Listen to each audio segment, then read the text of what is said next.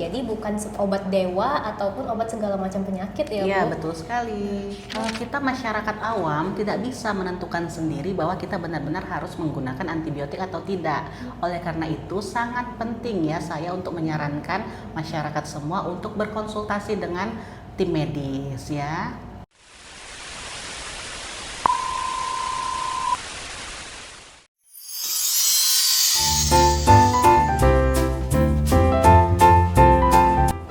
Assalamualaikum warahmatullahi wabarakatuh. Halo Sobat HI, selamat datang kembali di Podcast HI, ruang berbagi informasi dan edukasi kesehatan yang dikemas secara santai namun tetap informatif. Bersama saya Raudah yang bakal menemani waktu produktif ataupun waktu santai Sobat HI semuanya selama satu episode ke depan. Nah, Sobat HI, kalau sedang demam, batuk, pilek, ataupun merasa tidak enak badan, pernah nggak sih terpikir untuk langsung minum antibiotik aja dengan alasan cepat sembuh? Karena di masyarakat kita nih ada sebuah mitos besar yang mengakar kuat, seolah-olah antibiotik itu adalah obat dewa, sakit apa aja obatnya antibiotik. Padahal antibiotik itu ibarat kita lagi menanam bom waktu di dalam tubuh kita. Alih-alih menyembuhkan, penggunaan antibiotik yang asal-asalan itu justru bisa memicu ancaman medis yang menyeramkan. Nah, makanya biar kita nggak salah kaprah nih dan bisa menyelamatkan kesehatan kita di masa depan, Podcast HI episode kali ini akan mengupas tuntas tentang tema antibiotik, kapan dibutuhkan dan kapan tidak. Nah, berhubung bahasan kita hari ini menyangkut takaran ilmiah medis, di studio Podcast HI hari ini sudah hadir narasumber dosen dari Stikes Harapan Ibu Jambi. Beliau adalah pakar di bidang teknologi farmasi, yaitu ilmu yang mempelajari bagaimana obat ini dirancang, kemudian dibuat di pabrik, sampai siap dikonsumsi oleh kita semua. Langsung saja kita sapa, selamat datang Ibu Apoteker Indri Mairista. Terima kasih Ibu Apoteker Raudatul Jannah. Oke, terima kasih Bu. Apa kabarnya hari ini Bu? Alhamdulillah sehat. Alhamdulillah sehat. Senang sekali loh kami dari Podcast HI ini mampu berkesempatan mengundang Ibu di sini. Nah, Bu, sebelum kita membicarakan tentang antibiotik nih, boleh dong disapa dulu Sobat HI-nya? Hai Sobat HI, apa kabar? Iya, pastinya mereka sehat selalu nih Bu. Nah Bu, saya penasaran nih, sebagai dosen teknologi farmasi, seberapa sering sih Ibu gemas melihat masyarakat yang sangat amat kreatif nih, kadang meminum obat antibiotik itu dipotong ataupun bisa juga menggerus secara sembarangan. Iya, kita sangat gemas sekali ya dengan fenomena masyarakat yang seperti ini. Kalau ada masyarakat yang menggunakan tablet antibiotik itu dibelah dua ataupun digerus, itu akan mengurangi ya kadar dari zat aktif itu sendiri. Karena kalau kita menggunakannya dibelah dua, kita nggak tahu tuh beneran pas nggak belah duanya ini kadarnya separuh-separuh itu sudah pas misalnya 500 mg sama-sama 250 atau tidak. Itu kan kita tidak bisa mengetahui apakah benar-benar pas atau tidak ukurannya gitu. Wah, tuh kan baru interaksi awal aja kita sudah dapat ilmu mahal nih dari bagaimana kacamata pembuatan obat. Nah, mumpung Bu Indri ada di sini, kita bakal bedah tuntas ya Bu terkait antibiotik ini. Nah, Bu In, untuk mengawali diskusi kita nih, kita santai-santai aja lah Mbak sih Bu. Iyalah, kita Jadi jangan terlalu tegang gitu ya di depan kamera, kita agak bingung juga. bukan Bu. Jadi mari kita luruskan nggak sih Bu dasar dari antibiotik ini. Sebenarnya apa sih fungsi dari antibiotik itu sendiri Bu? Ya, sebenarnya antibiotik itu adalah antibakteri. Antibakteri itu untuk apa? Untuk penyakit infeksi yang disebabkan oleh bakteri, bukan disebabkan oleh infeksi yang lain.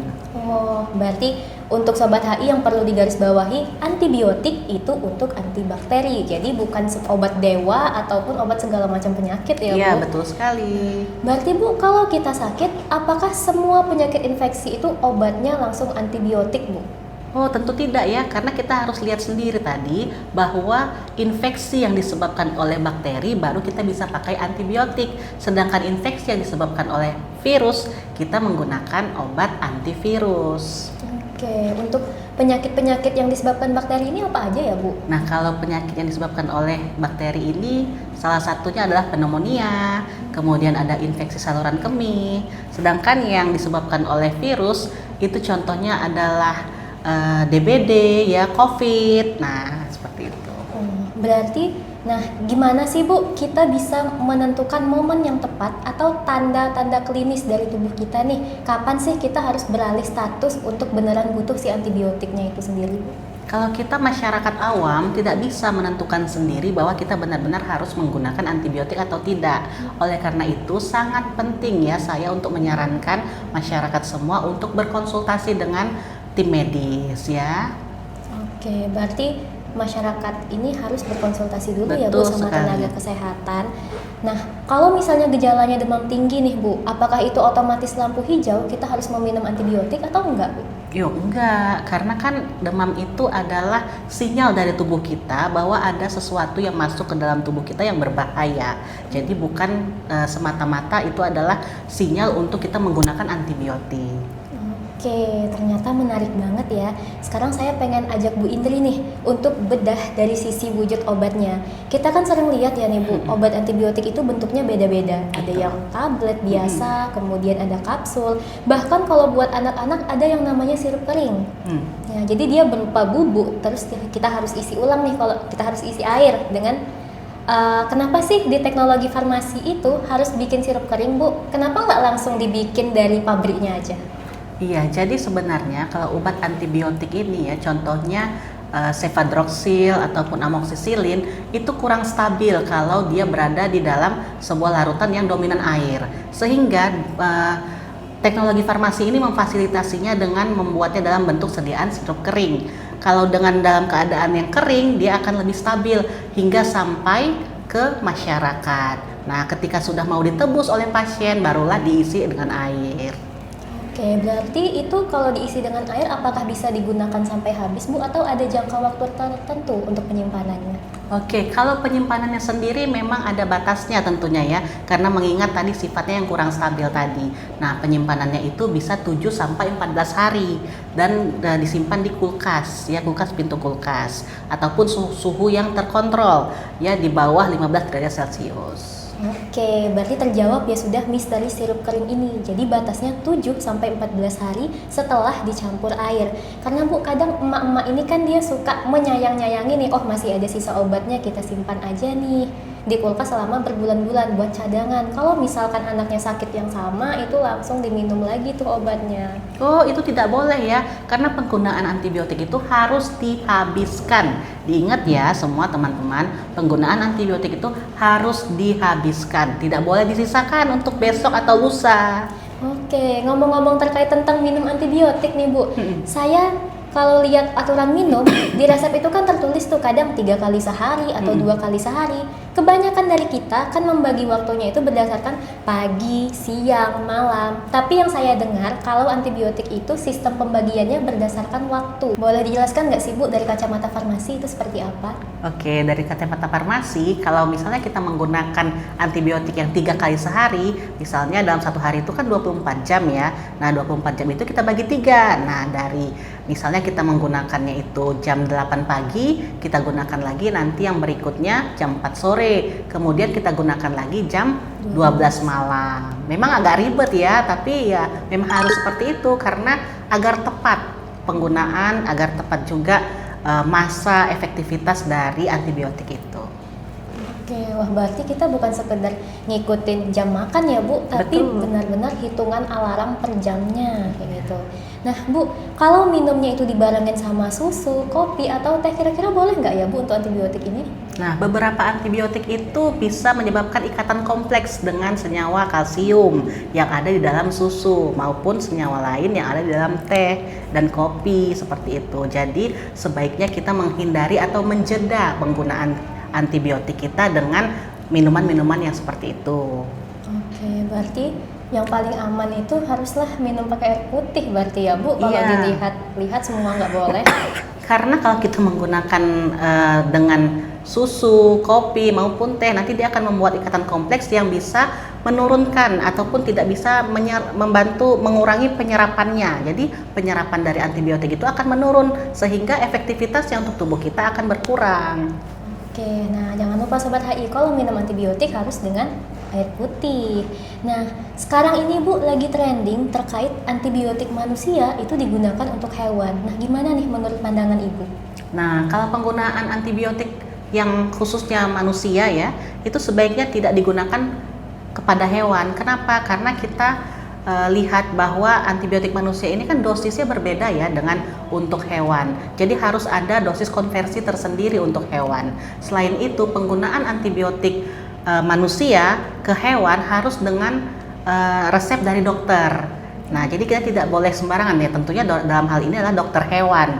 Nah, kalau kita sembarangan memberikan antibiotik manusia kepada hewan tanpa adanya resep dokter dari dokter hewan, itu bisa ada kemungkinan terjadi residu tertinggal di dalam hewan, apalagi kalau kita memberikannya itu kepada hewan konsumsi ya, hewan pangan konsumsi seperti pada ikan atau pada ayam. Nah, itu banyak praktik di luar sana yang menggunakan antibiotik manusia ke hewan tanpa adanya rekomendasi dari dokter hewan. Nah, itu yang sangat berbahaya kalau residunya tertinggal di dalam hewan-hewan pakan ternak itu, terus kita konsumsi hewan pakan ternak itu tadi, maka residu itu bisa masuk ke dalam tubuh kita juga. Nah, itu bisa menyebabkan kita kebal juga terhadap antibiotik yang sudah diberikan kepada hewan tersebut. Oke, berarti setiap obat yang ingin kita dapatkan itu semua harus dengan resep dokter ya Bu, agar pengobatannya tepat dan tidak asal-asalan. Nah, oke Bu Indri, karena tadi kita sudah berdiskusi interaktif nggak Bu, sekarang kita masuk ke segmen seru nih Bu, yaitu mitos atau fakta. Nah, jadi ini nih mitos atau fakta ini yang sering terjadi perdebatan di masyarakat. Saya bacakan ya Bu, nanti Ibu langsung jawab. Mitos atau fakta yang pertama, kalau ingus sudah berubah jadi warna hijau kental, itu tandanya mutlak harus minum antibiotik. Gimana Bu? Oh, itu mitos. Mitos. Nah, kalau ingus kita sudah hijau, itu artinya sistem kekebalan tubuh kita sudah melawan bakteri. Nah, bakterinya sudah mati, keluarlah dalam bentuk ingus tersebut. Wah, pencerahan banget nih. Ternyata, soalnya nih Bu, kebanyakan dari masyarakat ini kearifan lokalnya tuh sering melihat keparahan penyakit berdasarkan warna. Jadinya, padahal kan jadi infonya bakal simpang siur ya Bu. Sekarang kita lanjut ke mitos atau fakta yang kedua. Antibiotik yang pernah cocok dulu bisa kita beli dan pakai lagi kalau kita ngerasa ngalamin sakit yang sama. Bener atau enggak Bu? Oh, tentu salah ya, mitos. Oke, mitos. Nah, kenapa? Karena kalau kita menggunakan yang dulu, belum tentu penyakit yang sekarang kita derita itu sama dengan penyebabnya yang dulu gitu. Jadi kita harus melalui pemeriksaan dokter lagi. Kalau untuk antibiotik tentunya tidak bisa ditebus oleh masyarakat tanpa resep dokter. Perlu diingat ya. Oke, berarti apapun kita harus konsultasi dulu ke tenaga kesehatan. Betul Jadi mitos sekali. ya Sobat HI, jangan gagal move on pakai obat sisa masa lalu. Nah Bu, kita masuk mitos atau fakta yang ketiga. Kalau badan sudah merasa enakan dan segar, antibiotik boleh dihentikan meskipun obatnya masih sisa. Gimana nih Bu? Oh, itu tentunya mitos. Oke, mitos lagi Ya. nih Sobat. Jadi, kalau misalnya kita mau menggunakan antibiotik, itu minimalnya adalah 5 hari sampai 7 hari untuk yang penyakit ringan ya. Tapi kalau misalnya berat, 7 sampai 14 hari atau sesuai dengan rekomendasi tenaga kesehatan. Nah, jadi tidak sembarangan ya, karena kalau misalnya kita menggunakannya kurang dari waktu tersebut atau tidak dihabiskan, itu ada kemungkinan antibiotik itu belum membunuh secara seluruhnya bakteri tersebut.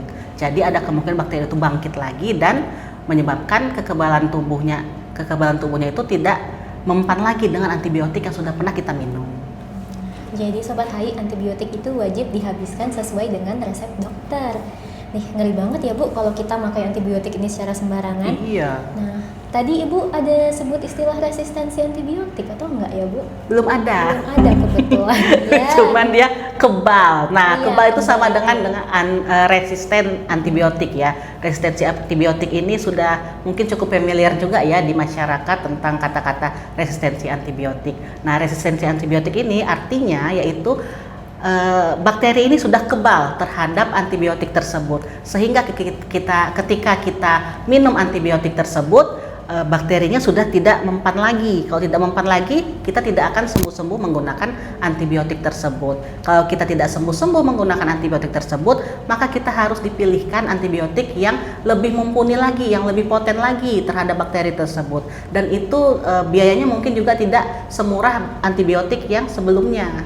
Nah, kalau tidak ada lagi, misalnya antibiotik tersebut sudah yang pilihan kedua itu sudah tidak mempan juga dengan kita, resisten juga, maka kita pilihkan lagi yang lebih poten lagi. Begitu seterusnya sampai pada akhirnya nanti tidak ada lagi antibiotik yang mungkin poten untuk bakteri tersebut, dan itu sangat berbahaya, bisa menyebabkan kematian tentunya. Waduh, dengar dampaknya aja sangat merinding banget ya Bu. Iya. Nah, ini ada satu lagi nih Bu, hal yang sangat jarang dibahas sama masyarakat. Kalau kita punya sediaan antibiotik nih Bu, terus rusak dan sudah lewat dari 14 hari, gimana sih cara membuangnya yang benar dari sudut pandang teknologi farmasi? Karena kan kita nggak boleh ya Bu, asal-asalan buang sembarangan. Iya, benar sekali ya. Kalau kita sudah punya antibiotik, sebenarnya antibiotik itu memang harus dihabiskan ya teman-teman. Cuman kadang-kadang nih ya, ada yang sudah expired, kita biarkan, ataupun kita menggunakan tidak habis sampai kita biarkan dia lama di rumah. Nah, kita bingung mungkin ya cara buangnya gimana. Kebanyakan masyarakat itu membuangnya dengan begitu saja, bersama-sama dengan bungkusnya tanpa dibuka. Tapi cara yang benar itu adalah pertama kita buka dulu, misalnya tablet dari yang bentuknya stripnya itu kita keluarkan dulu. Kita keluarkan, kita kupas, kita rusak dulu bungkusnya itu, kemudian kita gerus. Kalau yang tablet kita gerus, kita campurkan dulu dengan air. Nah, baru bisa kita aliri dengan air mengalir, kita buang gitu ya. Nggak boleh bulat-bulat bentuknya seperti itu dibuang, karena bisa takutnya ada yang ngambil, atau misalnya bukan hanya manusia yang mengambil, tapi bisa jadi hewan di sekeliling yang mendapatkan tablet tersebut mengkonsumsinya. Nah, itu sangat berbahaya bagi hewan tersebut ataupun lingkungan. Kemudian kalau misalnya bentuknya cair, yaitu tinggal dilarutkan saja dengan air, kemudian bisa dilarutkan, dialiri dengan air mengalir. Nah, tentunya kita sebaiknya sih sebenarnya paling baik itu kita buang ke pihak yang memang memiliki fasilitas tersebut untuk membuang obat-obat. Tapi kan kalau secara rumah tangga tentunya agak sulit ya menemukan tempat tersebut, dan mungkin kebanyakan masyarakat awam tidak tahu tempatnya seperti itu. Jadi memang harus kita kondisikan betul bahwa tidak boleh membuangnya itu dalam keadaan utuh. Takutnya bisa disalahgunakan, bisa saja dijual kembali oleh orang-orang yang tidak bertanggung jawab. Ini ilmu yang berharga banget nih buat kita semua Sobat HI. Karena selama ini kita mikirnya kalau obat itu dibuang ke tempat sampah biasa ya udah selesai Bu. Padahal ternyata zat aktifnya itu bisa merembes ya Bu, bisa berbahaya juga buat lingkungan. Betul sekali. Nah, melihat banyaknya edukasi yang sangat amat penting nih tadi dari awal sampai akhir, gimana sih Bu peran aktif dari Prodi Farmasi Stikes Harapan Ibu Jambi dalam mengkampanyekan kebijakan dari antibiotik ini kepada masyarakat Bu? Oh iya. Kalau di Prodi Farmasi Stikes Harapan Ibu Jambi tentunya ada yang namanya Tridharma. Nah, kita di sini melalui program pengabdian masyarakat selalu berusaha untuk mensosialisasikan Dagu Sibu. Ya, Dagu Sibu ini adalah dapatkan, gunakan, simpan, dan buang. Tentunya sesuai dengan rekomendasi yang sudah diberikan sebelumnya seperti itu ya. Jadi kita tidak bisa hanya berdiam diri melihat fenomena yang ada di masyarakat. Tentunya kita juga memberikan edukasi dan informasi kepada masyarakat melalui adanya pengabdian masyarakat, misalnya ke desa-desa, ke sekolah-sekolah. Nah, di mana kita ada juga melakukan kerjasama di situ. Oke, berarti itu apakah hanya dosennya saja yang melakukan pengabdian masyarakat atau mahasiswanya juga dilatih Bu di sana? Nah, dalam program pengabdian masyarakat ini kita selalu menggandeng mahasiswa ya bersama-sama, misalnya dalam kegiatan KKN. Nah, itu juga kita libatkan mahasiswa untuk melakukan pengabdian masyarakat bersama dosen-dosen seperti itu. Oke, jadi mereka tuh tetap mengenal ya Bu. Iya. Bisa aja mereka disebarkan ke desa-desa ataupun juga ke pelayanan kesehatan pastinya ya Bu. Betul, tentu saja ya, karena mahasiswa HI ini harus siap terjun ke masyarakat. Jadi bisa berbaur dan juga bisa menginformasikan, mengedukasikan apa yang dia dapatkan ilmunya di Stikes Harapan Ibu Jambi untuk bisa ditransfer ke masyarakat, sehingga masyarakat memiliki dampak yang sangat baik ya terhadap hasil dari informasi yang sudah kita berikan. Oke, emang selama ini udah disebar kemana aja sih Bu mahasiswanya? Kalau di Stikes HI tentunya farmasi ini sudah ada di Desa Jaluko ya. Terus di mana lagi ya? Di Kerinci sudah pernah juga, kemudian Di daerah banyak ya, pokoknya kalau daerah Jambi ini hampir semuanya sudah gitu. Tapi ya nanti kita lihat lagi mana yang belum Oke. terjangkau, tentunya akan kita telusuri. Oke, mantap banget nih. Jadi Stikes HI itu nggak cuma mencetak lulusan yang pinter-pinter di kelas aja ya Bu, tapi mereka beneran turun ke lapangan untuk jadi agen perubahan kesehatan masyarakat. Nah, alhamdulillah daging semua ya Bu ilmu kita pada hari ini. Nah, sebelum kita tutup sesi interaktif yang sangat mencerahkan, silahkan Bu Indri berikan sebuah closing statement atau pesan pamungkas nih untuk Sobat HI semuanya. Pesan saya untuk Sobat HI sederhana, mari kita hargai tubuh kita sendiri dengan tidak mengkonsumsi obat secara nekat. Antibiotik adalah penemuan yang sangat luar biasa. Oleh karena itu, mari kita gunakan dengan cara yang bijak, tentunya dengan rekomendasi para tenaga medis. Jadi diingat ya bahwa obat antibiotik itu khusus untuk infeksi antibakteri, bukan infeksi yang lain. Oke, Sobat HI, mari tanya obat, tanya apoteker. Tanya obat, tanya apoteker. Luar biasa. Tepuk tangan dulu dong untuk narasumber kita yang luar biasa hari ini. Nah, terima kasih Bu Indri atas waktu, ilmu formulasinya, dan edukasinya kepada kita semua untuk membuka podcast HI pada kali ini. Sehat dan sukses selalu ya Ibu. Terima kasih Ibu Apoteker Raunda Tuljana. Nah, Sobat HI, kesimpulan dari obrolan mahal kita hari ini jelas benderang banget nih. Ternyata antibiotik itu dirancang dengan teknologi tinggi oleh para ahli agar pas membunuh bakteri. Kalau kita minumnya asal-asalan, cara simpannya salah, kita sendiri nih yang bakal rugi di masa depan. Buat Sobat HI yang nggak mau ketinggalan berbagai informasi kesehatan dan sains yang edukatif, serta kepo juga nih sama berbagai kegiatan seru dari Stikes Harapan Ibu Jambi, yuk langsung meluncur dan pantau website resmi kita, serta follow seluruh akun media sosial Stikes Harapan Ibu Jambi. Jangan lupa untuk terus dukung program ini dengan cara like, komen, share, dan subscribe program ini, supaya semangat edukasi hidup sehat ini bisa tersebar lebih luas ke masyarakat. Saya Raudah, host pada episode kali ini, izin pamit undur diri. Terima kasih sudah setia mendengarkan dari awal sampai detik ini. Sampai jumpa di episode podcast HI berikutnya. Salam sehat untuk kita semua. Assalamualaikum warahmatullahi wabarakatuh. Pesan saya.